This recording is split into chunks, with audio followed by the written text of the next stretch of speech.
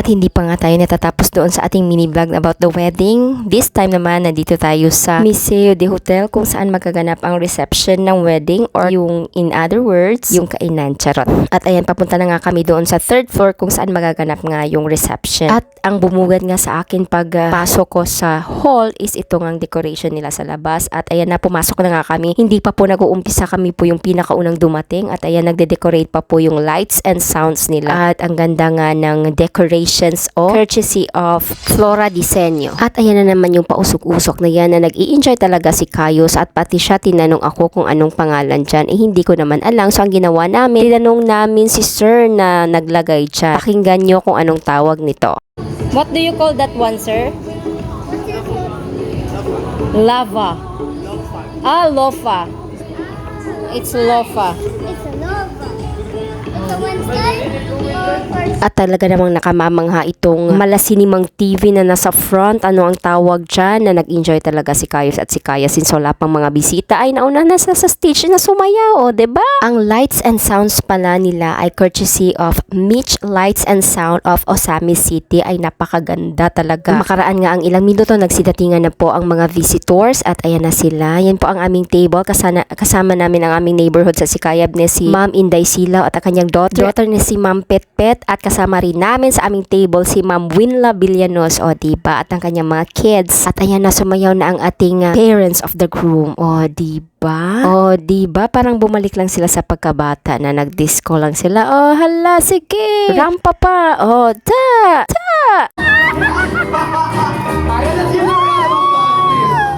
At syempre, hindi rin magpapahuli ang parents of the bride.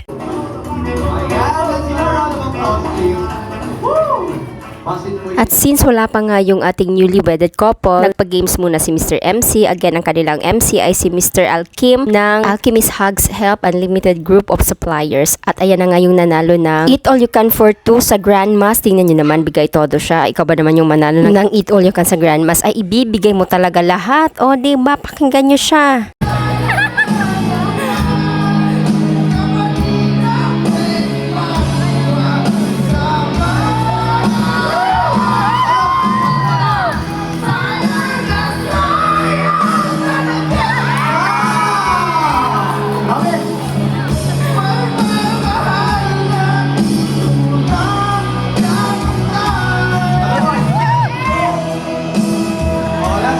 At sa punto ngang ito, nasa labas na ang newly wedded couple at mag-uumpisa na. Syempre, sasayaw muna si Mr. MC para may dating naman ang kanyang pag-i-MC, charot.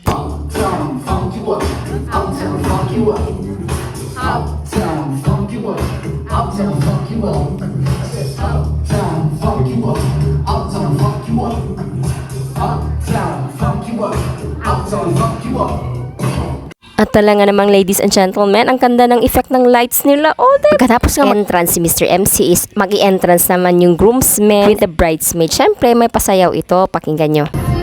Wow!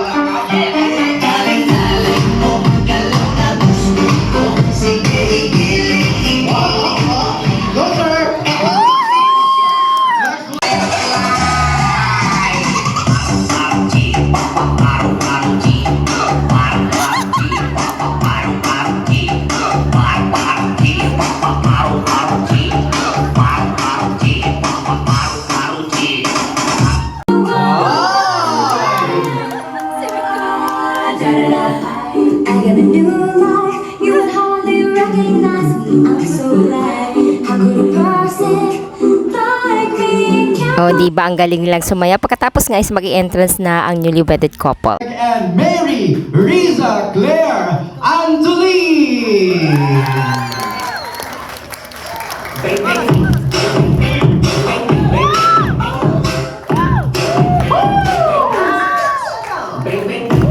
At dahil nga sumayaw yung mga groomsmen at bridesmaids, syempre sasayaw din ito. At tingnan nyo naman yung kanilang videographer. O, talagang nakatuto, parang 24 oras lang, charot.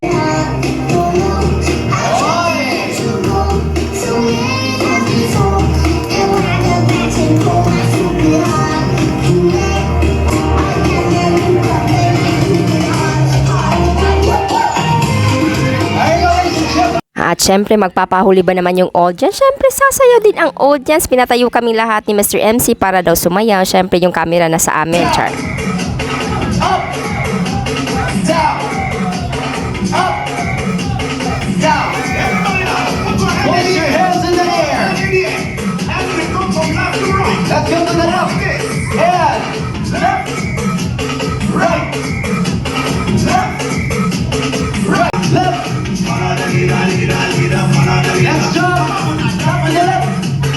At this juncture, meron daw munang first kiss na ibibigay ang ating couples. Pero nag-kiss na sila sa simbahan, dito pala ay second time kiss. At syempre, yan yung kiss nila. Ininterrupt ni Mr. MC kasi hindi daw ganun ka-intimate, charot. So, tinuruan silang kanilang ninong na si Mr. Bonifacio at Mervin Lu. O, diba ganun daw dapat yung kiss? O, may pahiga pala effect yun. At syempre, gagayahin yun ng newly wedded couple natin. O, diba? Dali palang turuan ng mga ito. Nakuha agad. Ipagpalagay na lang natin. Charot. Sa mga puntungang ito, isisasayaw na nga ng father ang kanyang daughter or ang ating bride. Hindi ko alam kung anong tawag nito. Ano ito sa tradition? Basta last dance ba ito? First dance ba ito? Basta isasayaw siya. Ayon pala kay Google, ang father's dance, it is the celebration of the bride honoring her father and it signifies their thanks for their father's love as they embark on a new chapter in their lives. Ganon pala. Talaga namang saludo talaga ako dito sa lights nila. Oh, lights effect.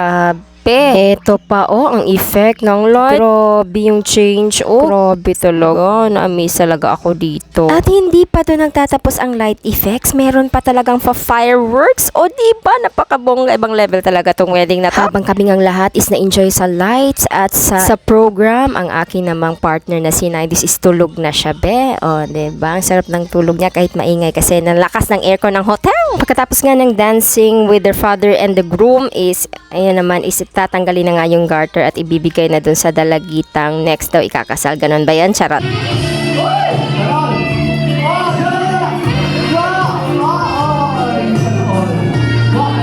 At habang pinapanood ko nga yung video na ito, napagtanto ko sa ang sarili ang galing palang sumisid ng groom natin for today's video. Charot. At ayan nga yung mga gamit ng CD films. O, diba? Hindi ba kaganda ang video dyan? Ang ganda-ganda na, Grabe talaga ang CD films. Ibang klase. O, siya, sige, hanggang dito na lang. At kung umabot kayo hanggang dito, maraming salamat sa inyong panonood. O, siya, sige, maura to. Daghang salamat.